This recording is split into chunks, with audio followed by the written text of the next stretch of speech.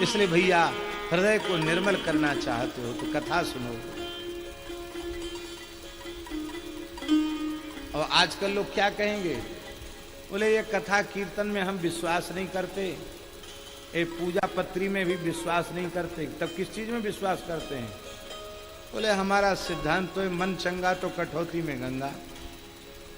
वाह, वाक्य तो रैदास जी का कहने में बिल्कुल भी शर्म नहीं आई, मन चंगा तो कठौती में गंगा।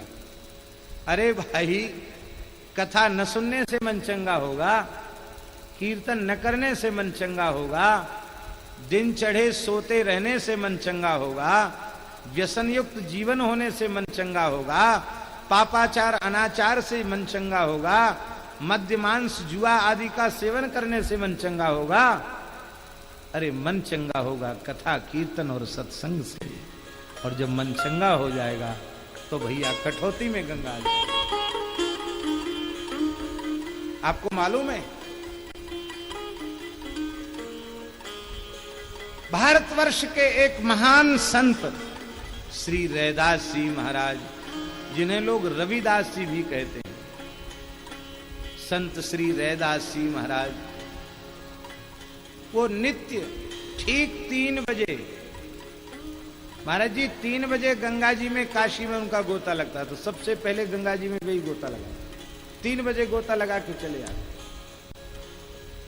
और फिर अपने ठाकुर जी की सेवा करते, अपना तिलक धारण करते, भजन नित्य नियम करते, और जब सूर्योदय का समय होता तो अपनी रापी वगैरह लेकर के जूती गांठने का काम करते। उस समय रैदास जी काशी में सिद्ध संत के रूप में प्रतिष्ठित हो चुके थे, सब लोग उनमें श्रद्धा रखते थे।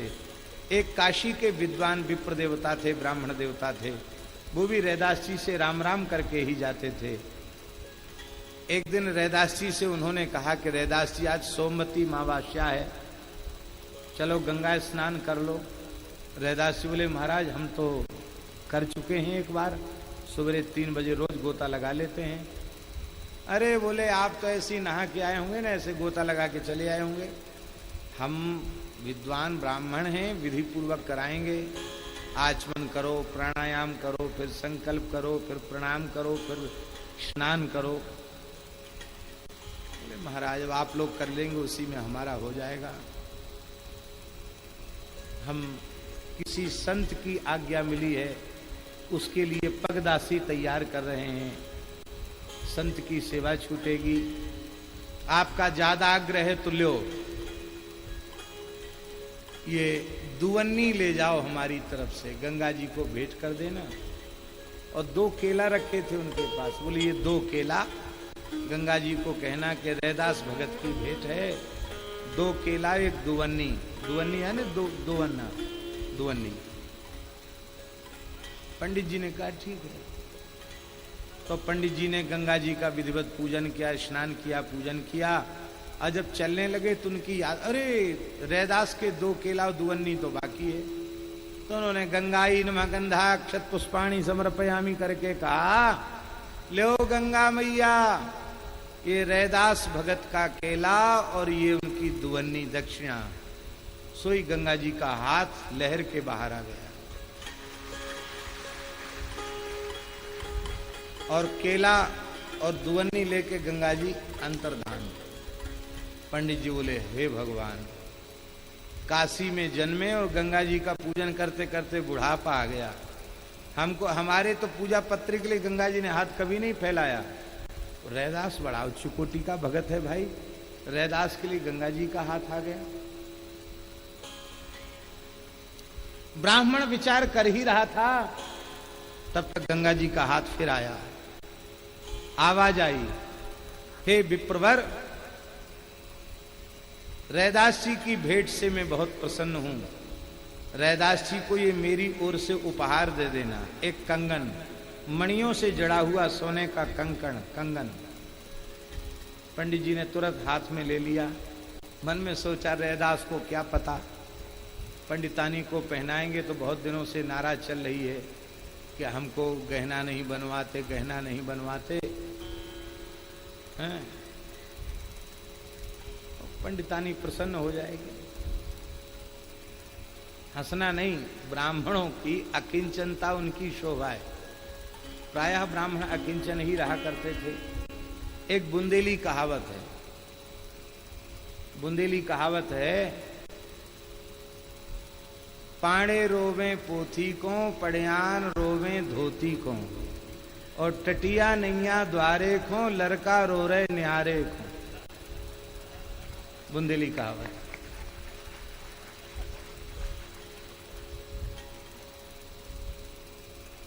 तो राम जी, पंडित जी बेचारे गरीब तो थे ही, उन्होंने सोचा कि चलें कंकण दे दें पंडितानी को। तो महाराज जी वो अपने घर का रास्ता ही भूल गए। वो घूम फिर के आवे रैदास जी के सामने खड़े हो जाए, फिर जाएं, पूरे दिन शाम हो गई उनको। बोले भाई ये तो कंकण जब तक रैदास को नहीं देंगे तब तक हमें अपना घर का रास्ता नहीं मिलेगा। हार थक के बेचारे आए, बोले रैदास जी महाराज, हम अपना पाप भी सुना देते हैं, हमारे मन में लोभ आ गया था लेकिन हम सफल नहीं हो पाए। ये कंकण गंगा जी ने आपके लिए दिया है, आप इसको ले लें। रैदास जी ने कहा कि आपको इतना कष्ट इसलिए उठाना पड़ा कि आप सीधे यहां नहीं आए। अब कोई बात नहीं, हम क्या करेंगे, हम तो नीम के वृक्ष के नीचे रहते हैं, गंगा जी के प्रसाद को हम प्रणाम करते हैं, आप अपनी पंडितानी को दो। अरे वाह भाई वाह, रैदास जी बड़े उदार हैं। बताओ, इतना लोभ नहीं जगा, इतना हीरों से जड़े सोने के कंकण को देख के। खूब आशीर्वाद रैदास जी आपको। अब महाराज कंकण लेके गए, पंडित जी पंडितानी को दिया। पंडितानी फूली नहीं समाई। देखो माताओं का एक स्वभाव होता है, कोई बढ़िया आभूषण उनके लिए उनके पतिदेव बनवा देवें तो बिना न्योते के भी कई जगह उत्सव में वो पहुंच जाती है। इसलिए वहां भीड़ भाड़ इकट्ठी होगी तो लोग देखेंगे, अरे ये हार कहाँ से बनवाया, अरे बहुत बढ़िया हार है, कितने का बनवाया। तो माताओं का स्वभाव होता है। तो केवल महाराज के यहाँ, नगर सेठ के यहाँ, काशी के नगर सेठ के यहाँ उत्सव हो रहा था। उस उत्सव में ब्राह्मणों को न्योता था, ब्राह्मणी भी पहुंच गई। वहां तमाम स्त्रियां इकट्ठी थी, सबने उसके हाथ में कंकण देखा। बोले भाई ये कंकण तो धरती का नहीं हो सकता, इतनी मणियां चमक रही हैं इसमें। आपके पतिदेव गरीब हैं, पर्याप्त धन हमारे पति से ले लें, नगर सेठ जी से, तो ये कंकण तो हमको दे दो। पंडित जी ने सोचा चलो जजमान है, मांग रहा है, कोई बात नहीं। पंडित जी ने कंकण सेठानी को दे दिया। ब्राह्मणी को तो बहुत आभूषण, बहुत सोना मिल गया। अब नगर सेठानी जो है, महाराज के यहाँ उत्सव था तो वो कंकण पहन के वहां गई कि वहां सब हमको देखेंगे। वहां जैसी देखा तो काशी नरेश की महारानी मचल गई। बताओ मैं महारानी हूं, मेरे पास ऐसा कंकण नहीं है, इसके पास है कंकण, तो हमको मिलना चाहिए। महाराज ने सेठ को कहा जितना धन चाहो ले लो, ये कंकण दे दो। तो कंकण दे दिया। बोले इसका दूसरी जोड़ी लाओ, एक हाथ में कंकण अच्छा नहीं लगता, दूसरा जोड़ी लाओ। जोड़ी कहां से लाएं, कहां से आए तुम्हारे पास? बोले हमारे पास तो पंडित जी से। बुलाओ पंडित जी को। कहां से आए पंडित जी? पंडित जी ने कहा रैदास जी के लिए गंगा जी ने दिया था, तो जाओ दूसरा लेके आओ। पंडित जी बोले अच्छी आफत पड़ गई है कंकण की, अब दूसरा कहां से लावें? महाराज साहब ने कहा महाराज कहीं से लाओ, दूसरा लाना पड़ेगा, आप ही लाए हो, आपको लाना पड़ेगा, नहीं तो काशी में रहना मुश्किल हो जाएगा आपका। ले वो अच्छे कंकण के चक्कर में फंसे, काशी का निवास भी लगता छूट जाएगा, कंकण दूसरा कहां से लावेंगे। पंडित जी घबराए हुए से रैदास जी के पास पहुंचे। रैदास ने कहा, कहो पंडित जी कैसे आए। अरे बोले महाराज, गंगा जी ने कंकण क्या दिया, पहले दिन हम चक्कर में पड़ गए, फिर हमारी ब्राह्मणी से वहां गया, वहां से रानी के पास पहुंचा, और अब हालत यह है कि राजा कहता दूसरा कंकण लाओ।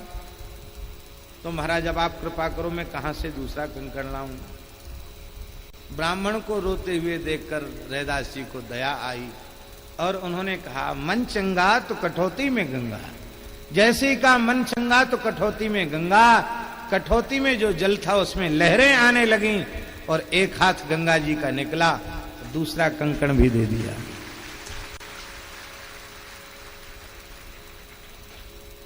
कठौती में गंगा, ये है कहावत, मन चंगा तो कठौती में गंगा। अब लोग कहेंगे हम पूजा पाठ नहीं करेंगे, कथा कीर्तन करेंगे नहीं, हम तो मन चंगा तो कठौती में गंगा। तो तुम जो कुछ ऊटपटांग काम कर रहे हो इससे मन चंगा होगा? मन चंगा कथा सुनने से होगा, कीर्तन करने से होगा, गौ सेवा, संत सेवा, ठाकुर सेवा करने से होगा। हाँ हाँ।